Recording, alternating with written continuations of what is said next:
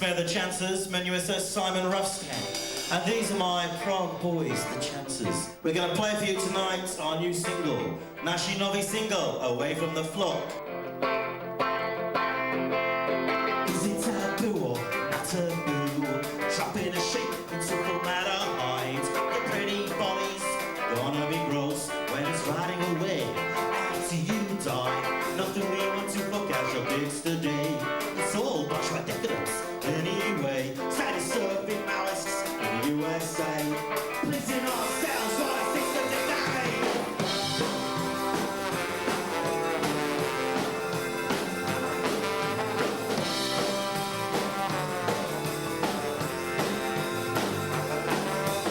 Okay, we're influenced by a lot of different styles of music. I'd say the core influence is two-tone, and two-tone was a combination of ska and punk, which emerged in the late 70s. That was the dance craze at the time. Two-tone. Message was black and white unite. It was a strong anti-racist message.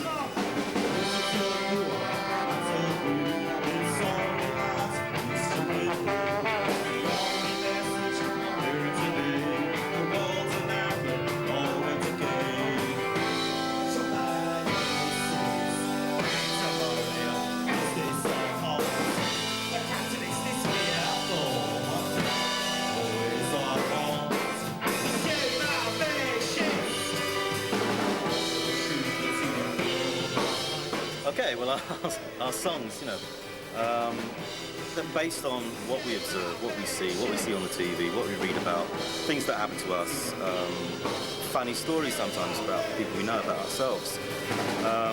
There's often a very direct political message, an anti-racist message, an anti-imperialist message with some of our songs.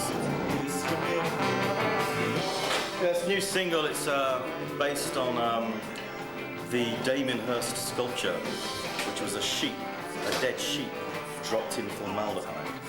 So I don't know if you're familiar with the modern art movement of the mid-90s and the typical theme that was coming out of Britain at the time.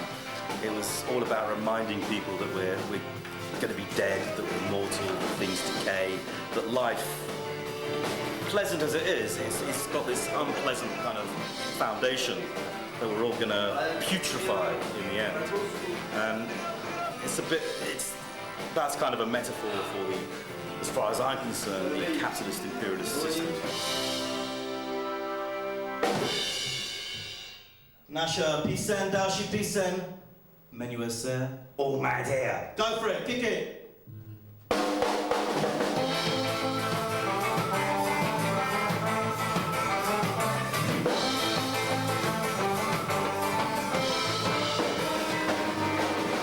Why I came, I mean, I was just looking for work anywhere. I was writing applications to Japan, Greece, and nearly got a job in Greece. When I was going to the interview, there was an IRA bomb explosion, so I couldn't actually get there to finalise the plans. When I got home, there was actually a letter from Prague. So it's purely chance, it's kind of thanks to the IRA. I'm a teacher, yeah. English teacher. An English teacher and a history teacher.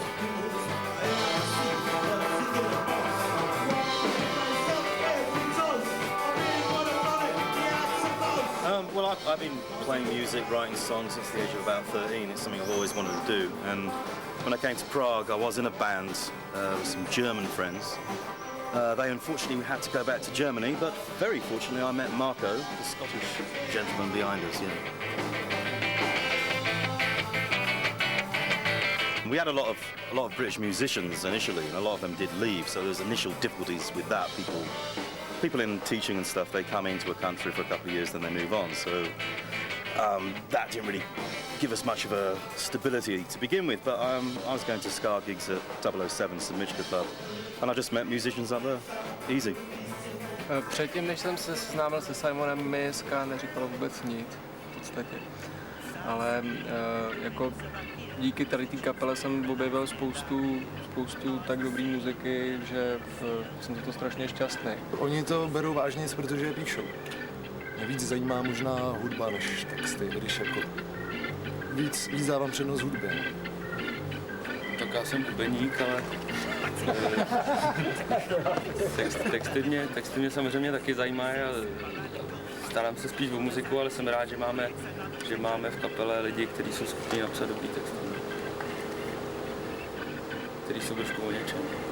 Yeah, we're going to write in a way that reflects the kind of music that we're inspired by, that we get off on. I think, ironically, if you like, the latest 17-year-old guitar bands all sound like things from our group anyway, so everything's come full circle yet again. And I like to think that we are slightly more sophisticated in some ways than a lot of these bands that are just retreading old 70s stuff, because we've seen a lot of things in the last 25 years of playing music in various places.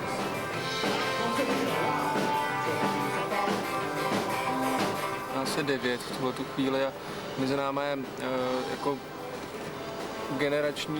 mezi námi jsou velké generační rozdíly a myslím si, že je super, že jak hudebně, tak názorově se jako velmi rozumíme, když jsme každý úplně jiný. Yeah, musically we do, and I think in terms of ideas we do as well.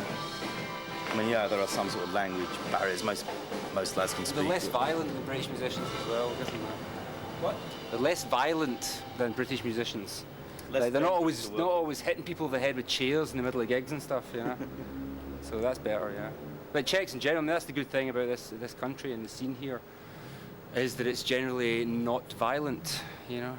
In Britain, especially this sort of music can attract quite a lot of aggressive audiences and people who want to throw things at you for various reasons. So it's part of the Czech mentality is more just getting drunk and falling over. You don't have that aggressive stage in the middle that you get in Britain.